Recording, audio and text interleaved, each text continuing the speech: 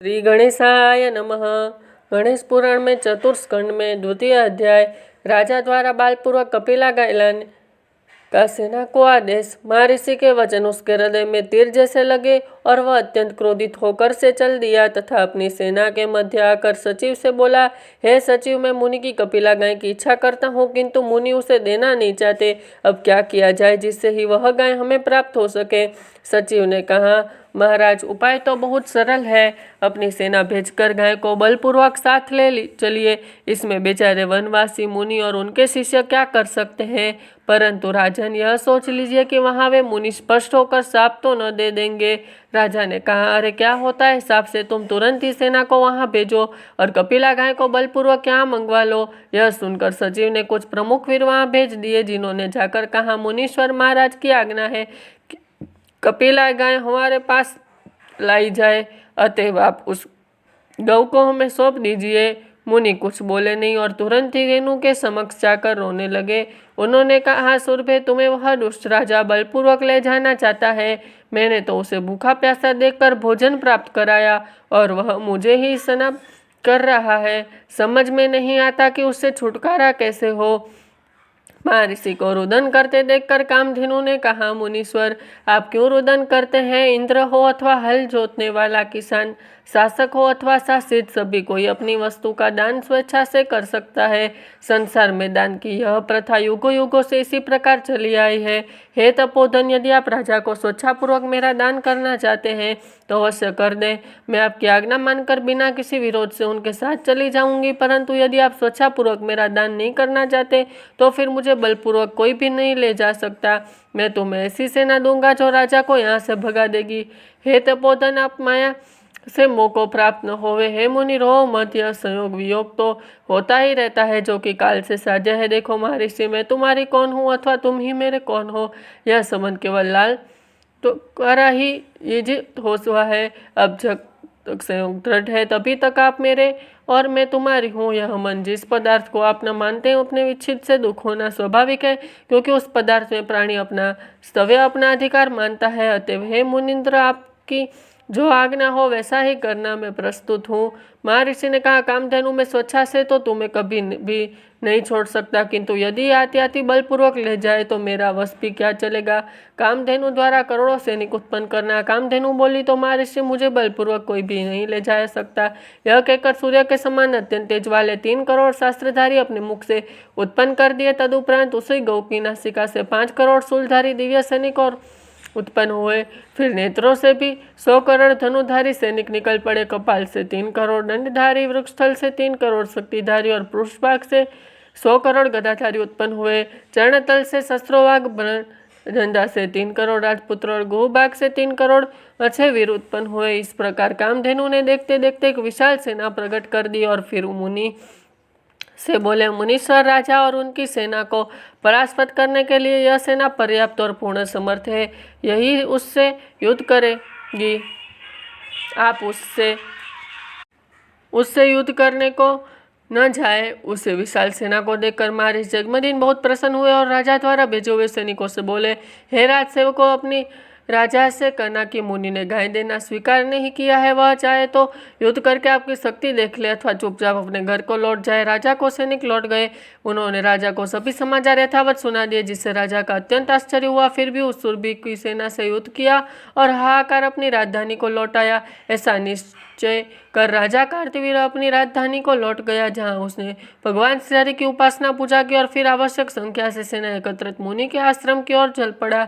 मार्ग में पड़ाव डालता और वह के मनुष्य पशुओं आदि को पीड़ित करता हुआ शीघ्र ही जन्मदेर आश्रम पर पहुंचा और चारों ओर सेना लगाकर आश्रम को घेर लिया। इस समय उसकी सेना में असंख्य हाथी, घोड़े, रथ, पैदल आदि थे। राजा स्वयं युद्धवेश में सेना के साथ था। उसके सैनिकाधिक के शब्दों, पदध्वनियों, वाद्यों एवं शंखों के घोष से आश्रम के चारों ओर की दिशाएं गूंज उठी। आश्रम के निवासी मुनि कुमार उस सेना को देखकर भय विह्वल हो गए। कार्तवीर जन्मदिन संग्राम। तभी राजा ने सेना सहित मुनि के आश्रम में प्रवेश किया और बलपूर्वक कामधेनु को ग्रहण कर लिया। अब उसने गौ को लेकर घर जाने का विचार किया। उस समय मुनि के पास कोई सेना नहीं थी, इसलिए वे स्वयं ही युद्ध करने के विचार से आगे बढ़े। सर्वप्रथम उन्होंने कामधेनु को नमस्कार किया, फिर हरि का स्मरण करते हुए रणगण में उपस्थित हुए। मुनि को युद्ध में आए देखकर राजा कुछ असंख्य मन से हो गए। राजा, तपस्वी ब्राह्मण पर शस्त्र उठाने से लोक में मेरी निंदा होगी। इतना में ही मुनीश्वर ने वहां मंत्रोत्सरों का एक जाल सा खड़ा कर दिया। उसी प्रकार जैसे कोई वीर पुरुष अपने वृक्षस्थल का कवच धारण कर वीर वेश में समान आवे, उस सरजल के आश्रम का चित कर दिया, जिससे कि शत्रु को भीतर प्रवेश न हो सके। तदुपरांत कन्या सराजल के द्वारा उन्होंने राजा की समस्त सेना को इस प्रकार ढक दिया कि उसके सामने क्या हो यह दृश्य दिखाई न पड़े। इस प्रकार मुनि ने समस्त राजसेना को आच्छादित कर दिया। राजा ने अपने समक्ष महर्षि को देखा तो रथ में उतरकर उनके चरणों में प्रणाम किया और आशीर्वाद प्राप्त कर पुनः अपने रथ पर आ गए। तदुपरांत उसने महर्षि पर प्रहार आरंभ किया, किंतु महर्षि ने उन प्रहारों को लीलापूर्वक व्यर्थ कर दिया। तब मुनीश्वर ने क्रोधपूर्वक दिव्यास्त्र से पण किया, जिसे राजा ने काट डाला। इधर राजा ने जिस शूल का शिक्षण किया उसे मुनि ने नष्ट कर दिया। फिर राजा ने ब्रह्मास्त्र का प्रयोग किया, जो कि मुनि के ब्रह्मास्त्र ने काट डाला। उस समय सभी देवगण आकाश में उपस्थित होकर उस भयंकर युद्ध को देख रहे थे। राजा द्वारा शक्ति प्रहार से जन्मदिन की मृत्यु परस्पर दोनों ओर से भयंकर प्रहार हो रहे थे, किंतु कोई भी प्रहार सफल नहीं हो रहा था। यह देखकर राजा ने भगवान श्री दत्तात्रेय जी का स्मरण कर उन्हें प्रणाम किया और फिर भगवान नारायण, ब्रह्मा और शिव जी के तेज का आह्वान कर जिससे भी दिशाओं को ज्योति कर दिया। सभी देवताओं ने देखा कि त्रिदेवों के तेज से सम्मानित हुई वह ज्योतिष्मय महाशक्ति मुनि की ओर बढ़ रही है, तो वे हाहाकार कर उठे। तभी शक्ति मुनि के वृक्षस्थल से प्रविष्ट हो गई और उसने वह अंग विदर्ण हो गया। फिर वह शक्ति निकलकर भगवान श्री हरि के सानिध्य में पहुंचकर उमापति को प्राप्त हुई। यह शक्ति पूर्व काल में भगवान श्री हरि ने दत्तात्रेय जी को और दत्तात्रेय जी ने राजा कार्तिवेय को प्रदान कर दी थी। मुनि उस शक्ति के लगते ही मूर्छित हो गए। जब कामधेनु ने देखा कि मुनि के प्राण पे उड़ गए हैं तो वह विलाप करने लगी। उनके मुख से केवल हे तात शब्द ही निकल रहा था। फिर वहां से गौलोक में जा पहुंची, जहां गोप गोपियां से आवृत हुए भगवान श्री कृष्ण एक भव्य सिंहासन पर विराजमान थे। कामधेनु ने भगवान को प्रणाम किया और कामधेनु के समुदाय में जाकर बैठ गई। उसके नेत्र में जो आंसू गिर रहे थे वह मनुष्यलोक में रत्नों के ढेर रूप हो गए। उधर राजा ने कामधेनु की खोज की, किंतु उसका कहीं पता न लगा तो वो निराश हो गए और पश्चाताप करने लगे कि मुनि को व्यर्थ हत्या हो गई। उसने वहां प्रायश्चित करने अपनी सेना को राजधानी के लिए लौटने का आदेश दिया और स्वयं भी निर्बद्ध रूप से अपने घर चला गया।